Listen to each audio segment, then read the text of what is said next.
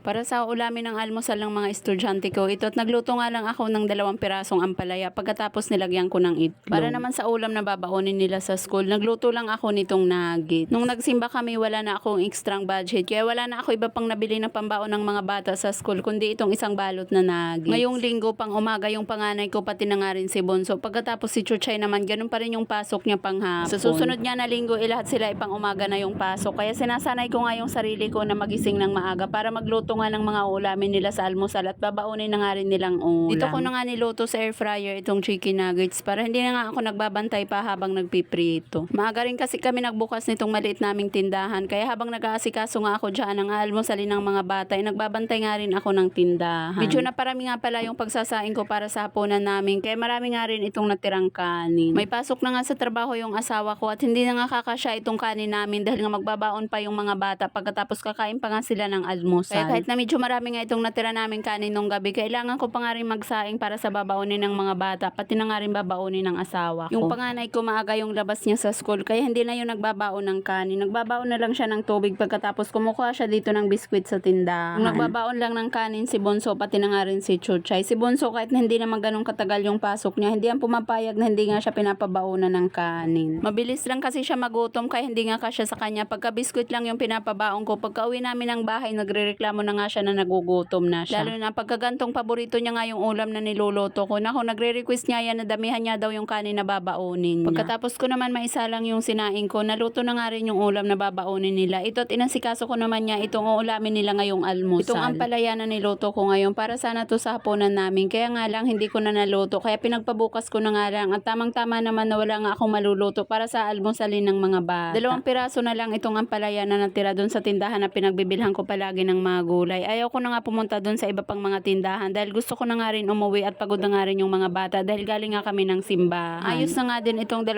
pirasong ampalaya. Lalagyan ko naman yan ng itlog at dadami na nga yan pagka nahiwa-hiwan. Kung marami pa sana yan doon sa pinagbibilhan ko ng mga gulay, dadagdagan ko pa nga sana yan dahil medyo maliliit na nga rin itong mga ampalaya. Kaya lang 2 piraso na nga lang yan. Yung mga anak ko kumakain naman sila ng ampalaya pagka nilalagyan ng itlog, pero madalas ipinipili nga lang nila yung itlog. Yung pinakagusto nila na ginagawa ko dito sa ampalaya ay yung ensalada. Nilalagyan ko ng sibuyas, ng kalamansi, pagkatapos nilalagyan ko ng maraming kamatis. Kaya lang ngayon, hindi na nga muna ako nagawa ng ganun dahil medyo mahal pa nga rin yung kamatis. Yung bago magbagong taon na malingki ako, pagkatapos bumili ako ng 3 pirasong kamatis. Balak ko kasi mag-ihaw ng isda pagkatapos ilalagay ko nga yung mga kamatis. Kaya lang hindi na nga ako nag-ihaw pa ng isda dahil tingin ko nga dun sa mga handa namin, ikakasya na nga kaya hindi na ako nagdagdag. Kaya ayun, hindi ko nga nagamit itong mga kamatis. Buti na nga lang at hindi sobrang hinog yung mga pinili. Yung 1 piraso pala sobrang hinog na nga siya dahil nga nung nakarang araw ko pa yan nabili. Kaya ito at ginamit ko na nga ngayon sa pagigisa ko dito sa ampalaya. Kahapon pala nagbukas ako ng isang maliit na dilatang century. Pinaulam ko sa mga bata pagkatapos hindi naman nila naubos at may natira pa. Nanghihinayang naman ako kaya ito at sinahog ko na nga dito sa niluluto kong ampalaya. Inantay ko lang hanggang sa medyo madurog yung kamatis. Pagkatapos siya ako naman nilagay itong ampalaya. Naglagay ako ng seasoning powder, ng paminta, pati na nga rin ng patis. Mas gusto ko pala sa ampalaya ay yung hindi na nga binababad sa asin at hindi na pinipigaan. Ginisagisa ko lang saglit itong ampalaya. Pagkatapos kaunting tubig nga lang din muna yung nilagay ko. Saktong mapapalambot nga lang itong ampalaya. Kanina pala nung naglagay ako ng patis, pati na nga rin ng seasoning powder, hindi na nga muna ako naglagay pa ng asin. Pagkatapos nung tinikman ko naman niya ngayong kulang pa nga yung timpla, kaya naglagay ako ng kaunting asin. Medyo malambot na nga rin dito yung ampalaya, kaya nilagay ko na itong 3 pirasong itlog. Gusto ng mga anak ko pagka medyo maraming itlog nga yung nilalagay dito. Kaya lang nagtitipid naman ako ngayon at okay na nga itong 3 pirasong itlog dahil maliliit lang din naman itong mga ampalaya at kaunti lang din naman itong ginisa. Sobra na din kasi kami sa budget kung dadagdagan ko pa nga yung 3 pirasong itlog na nilagay ko dahil itong 2 pirasong ampalaya pa nga lang 48 pesos na habang yan. Inaantay ko naman na maluto yung ampalaya ito at nilagyan ko na nga rin ng kanin itong plato ng panganay ko. Si Bunso naman itulog pa nga kaya hindi siya makakasabay ngayon sa almusal ng kuya niya. Wala kaming ibang ulam ngayon para sa almusal kundi itong ginisang ampalaya nga lang. Kaya hindi ko yung gaanong pinatuyuan at nagtira ako ng kaunting sabaw. Kung ako lang sana mas gusto ko yung medyo tuyo nga yung pagkakagisa sa ampalaya. Kaya nga lang yung mga anak ko ay napakahilig nga sa sabaw. Itong nuggets naman na niluto ko, ilang piraso lang yan kaya babaonin na nga lang yan nila sa school. Naihatid na nga rin pala sa school yung panganay ko. Pagkatapos si Bunso naman ang kakain na ng almusal at naliligo na nga lang siya. Habang inaantay ko naman siya na matapos maligo, ito at inasikaso ko na nga muna itong babaonin niya. Naluto na nga pala yung sinaing ko kaya dito na nga ako kumuha ng kanin na ipapabaon ko kay Bunso. Hindi pa naman nag-aalmusal yung asawa ko pati na nga rin si Chuchay kaya yung bahaw na kanin na nga lang muna yung ipapakain. Hindi ko kasi yan nalagyan ng kaunting suka nung nagsaing ako nung gabi kaya baka mapanis promise nga kung yan yung ipapabaon ko kay Bunso. Isang balot pala na nugget, 10 piraso nga lang yung lamang. Kaya tigta-tatlo nga lang bawat estudyante. At ayun lang muna, maraming salamat sa panunood. God bless everyone. Bye!